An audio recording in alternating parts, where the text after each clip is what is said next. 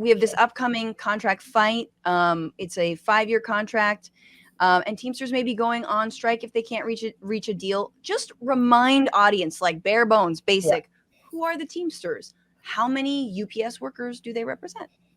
Yeah. So it's funny because as unions have declined in this country, people still at least have heard of the Teamsters because they're like, right, Jimmy Hoffa, right? That's the mobbed up union. Not really true anymore, fortunately, though they're not perfect. And Hoffa is no longer in charge. So his son was in charge for a while. And then this most recent election over the past couple of years, now there's a new guy in charge. His name's Sean O'Brien. He's a classic, like old school Boston union guy. So I'm sure people have seen like clips of him go viral because he just has such a good shtick, sort of arguing with various conservative senators and things like that. So the Teamsters they now represent about 1.2 million workers in the United States. So it's a lot of people, right? It's not quite as big as it was in its prime, but also those are particularly powerful workers, right? Like the trucking and transportation sector. People sort of say, if you got something, a truck brought it. And that definitely applies for a lot of UPS drivers. So UPS right now, there's about just under 350,000 workers under that contract. So it's the biggest contract in the private sector in the entire country, right? We're talking spanning the nation or spanning the nation. Yeah. And UPS is so interesting, right? Because it doesn't matter what community you're in, whether you're in New York City or you're in a rural area, like UPS is operating there, right? And so this is a really dispersed workforce, but it's really interesting because people also know their UPS driver, right? The last time that they had a nationwide strike at UPS was 1997. And it was really interesting if you go look at kind of how the media covered it then. It's pretty hard to vilify a UPS driver. The company's CEO at the time even was caught saying, well, sure, if I had to choose between like an evil corporation and an upstanding, charming UPS driver, I'd side with the driver. And, so that is a real strength. It's the brown shorts, the whole little get up, you know what I mean? The look is there, which is messed up for the USPS. Cause it's like, hey, like we're like, you think, you go to the post office and you think, like mole with chin, like mole with hair on the chin kind of thing. That's so mean. But then you think like UPS driver and you're like, hey, what's up? Let me, whatever. You're like, yeah, I got a crush on my UPS driver. Like everybody knows that idea. And it's so funny because they totally play it up. I was recently at a sort of a little internal fundraising meeting among a bunch of UPS drivers. And, one guy like took his Teamsters bomber off and was like, it's getting hot in here. And he has like a shirt that says like ready to strike if provoked. And I was like, this is what you have to do though. Like it really does make them a very tough workforce to take on if you're the boss. So in 97, that wasn't effective sort of on a PR cultural level. Yeah. And the public was with them. And I think it's really hard, right? Because a strike like this, as you said, like really does disrupt people's lives. You're not going to get packages. Businesses can't get their stuff. It's really an immediate economic effect, which is what makes it so powerful and why it hasn't happened in a long time. That's part of the reason. So in 97, it lasted about 2 weeks. And then they won a large part of the demands that they were fighting for. This time around, it's all but assured. It looks like that it's going to happen. And that contract expires July 31st. So August 1st, don't expect your packages to come. So that's sort of the sort of like high level what's going on here. We're sort of watching the clock tick down for this strike. Yeah, I have questions about, and please, Waz, jump in. I just want to ask about what are you hearing from workers you've interviewed about, like, what are the conditions, both in the, driving, warehouses, and also in the wake of the pandemic, like, what's going on? So obviously, like, it's not a surprise or unique to UPS workers that the pandemic was grueling, right? I mean, so you mentioned the warehouses. I mean, the thing people forget, I think, about UPS is about half the workers are working inside UPS buildings, like sorting the packages, getting them on the trucks, things like that. So it's not just the drivers, right? Though the drivers, the ones we all see kind of more often. And it's the same thing as other warehouses. It was grueling, uptick in demand. UPS has had ballooning profits because of the pandemic. Meanwhile, the workers had to keep working through all of that. This also goes back to sort of what the odds are that people might support them is everybody saw their UPS driver keep working through the pandemic, right? I'd say like a couple key things that have emerged are, one, there's a real problem with extreme temperatures, particularly for the drivers in the trucks. We saw that over the summer. Yeah. And there was a driver that died delivering on the job. And, as extreme weather gets worse, this is only going to be more of an issue. So this is one issue that they've been having that's kind of pandemic or like the past few years specific. But the main thing that's sort of leading them into this strike is the last contract they negotiated in 2018 introduced a new tier into the contract. So a tier is like, say you're at your job and your coworker is doing the same thing, standing right next to you or sitting right next to you, and they're getting almost twice as much pay, right? Because say they have more seniority, they were in the contract before this new tier got added, they have a better pension, they have better benefits. It really is hard to build a strong kind of sense of solidarity, right? Because you resent your coworker. It's natural. Sure. It's not their fault, but it's hard to care about kind of like, what are their issues and them care about mine when there's this kind of just this thing eroding the kind of relationship from within. So that contract did get passed. So it was a big deal. And it's what led to this new president, Sean O'Brien, being elected. Because there was kind of this uprising, this like revolt within the Teamsters over this contract. Sean O'Brien used to be Jimmy Hoffa Jr.'s right-hand man. He was in charge of the negotiations, and he finally broke from Hoffa over this. He said, these contracts are bullshit. They're terrible. They're eroding our union's power, not to mention an insult to our members.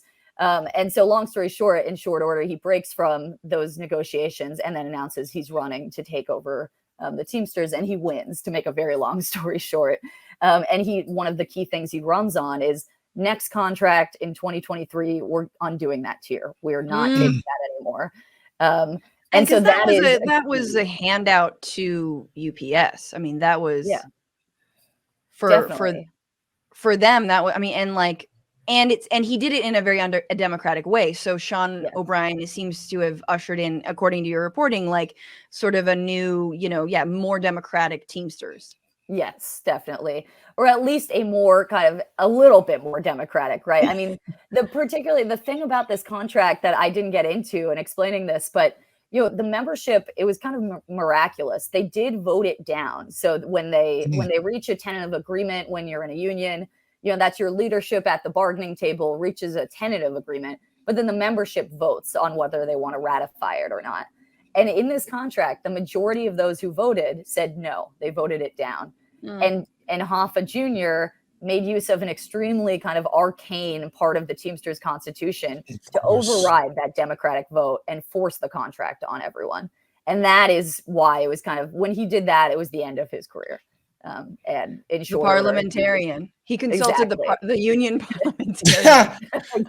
So Alex, I want to ask you, because I think your reporting has been indispensable. I've been reading your stuff in Jacobin covering this upcoming strike. I myself am a former UPS warehouse worker. I was in the sort aisle, former Teamster out in Brooklyn, New York. The warehouse, which I think you guys talked about on Foster and 105th. Yeah, Foster is like where the most energy is. That's where I was at. That's great. I had no idea. I just got yelled at by some UPS driver friends because they had a rally there at like 7 a.m. this week. And I was like, yeah, I'm going to go. And then, of course, I just didn't make it. And they're like, oh, you really care? I was like, okay, well. 7 a.m. is kind of tough. That's kind of tough. A couple trains, that's far. That's kind of tough. Even if you live close to the L train, it's tough to get down there at that time. I'm glad you talked about the sort of stark differences between Hoffa's cozy ass relationship with the bosses and what O'Brien is doing. What's your sense of how the workers themselves are feeling? Because there's leadership in the rhetoric that they almost have to spew, right? Like that's kind of their job, is to rally the troops and coach them up, if you will. Do you get a sense that the workforce, the rank and file, feels as energized and militant as what O'Brien's rhetoric has been? I think they really do. I mean, obviously, we're talking 300-something thousand people. Right. Like it's uneven in certain parts of the country, whatever. Of course, even within one building, people are going to have different opinions. But everybody I've talked to who are like kind of the militants at the shop floor level, they're like the socialists or the kind of like the longtime organizers at UPS. They're all very, exactly.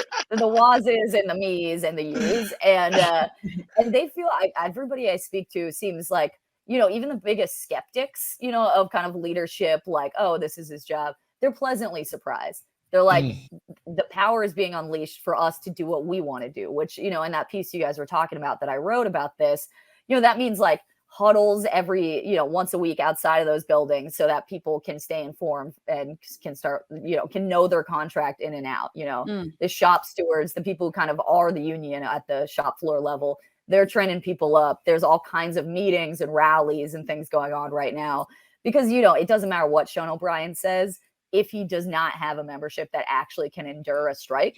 Yeah. And that takes months of planning, right? And so, I mean, that's why I wrote that article, to see, like, is that planning and preparation happening? And I would say it really is, and it's a great thing because it means that even if Sean O'Brien, his job is he's going to be sitting with these corporate lawyers and management in DC, he's naturally removed from the rank and file UPS worker. But it doesn't matter. Even if he really wants to settle a weak contract, these members want something more. Like, they voted for him to get rid of these tiers. They're sick of this horribly low part-time pay.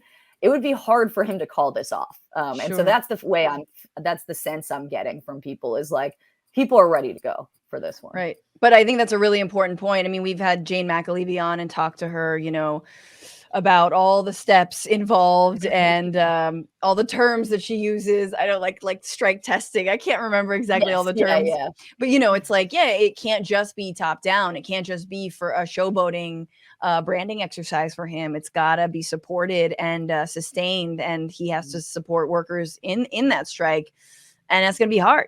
I mean, people need this money, and so you cannot. And again, especially at a workforce not just this big, but like I said, this dispersed, if you can't actually get everyone ready to strike, it's going to be hard to win that strike, because UPS is going to be able to, get people to scab. They're going to be able to keep operating, and it's going to weaken, your leverage, which is the whole point of the strike. So you don't need everybody participating, but you got to have the majority of workers on board to sacrifice. The scab culture we live in. I mean, gig work is such scab work. I was, I think you mentioned in the piece, and I am curious about Amazon, and sort of their role in all this, but like that there were folks who were delivering UPS packages that UPS was contracting out with, like, randos in their cars, who are not randos, but workers, gig workers in their cars to deliver packages. And I think I've seen that as well. Like, who is that person with a random package? Yeah. So UPS might have this at the ready as well, as a way to circumvent the strike. Sure. Or at least they're going to try. I mean, it's amazing to see how they're already, we're talking about how the workers prepare for a strike, but the company is preparing too, right? And so are its competitors. Amazon and FedEx are all ready to take all these customers who are starting to already reroute their, businesses are like, you know what, let's switch for who's delivering just in case the strike happens. And so this is real. People will try to scoop up those packages and that money. Fortunately, UPS has so much volume that it's just impossible for even Amazon and FedEx and USPS to totally pick up the slack there. But absolutely, everybody's like ready for war on the other side too. What about good old? Speaking of war, because whenever this strike happens, there's going to be a media war. Yeah. And I think we saw with the rail workers, they did a pretty effective job. They had advocates, like public figures like Bernie, speaking on their behalf, and their case was so, like, rock solid, like, really, like, I'm supposed to be on call for 96 hours straight. Like, they had such a clear and obvious rock solid case that even the corporatist ass media couldn't sort of derail the message that they were trying to convey. However, even when, working class, man of the working people, Joe Biden crushed their freaking strike, it's not as if he got killed for it. Right? Even as they made an effective pitch for what they were fighting for. What's your sense about how the Teamsters and UPS are going to be able to win this sort of media war and this PR and public campaign of messaging? I mean, like I said, if history is anything to go by, UPS drivers especially have just an asset inherent in what their job is and how public it is. I mean, you're right that doesn't necessarily mean they win. And certainly it doesn't mean that every, corporate media person or elected official is going to side with them. But I think because it's such a massive workforce and so visible, I think people are feeling pretty confident that, of course, there's just some corporate media that will never, ever give them a fair share.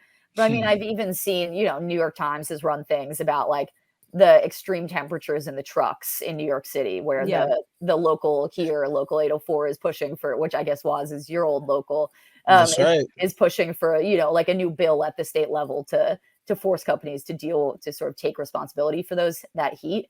So I think my sense is the Teamsters have been pretty media savvy already.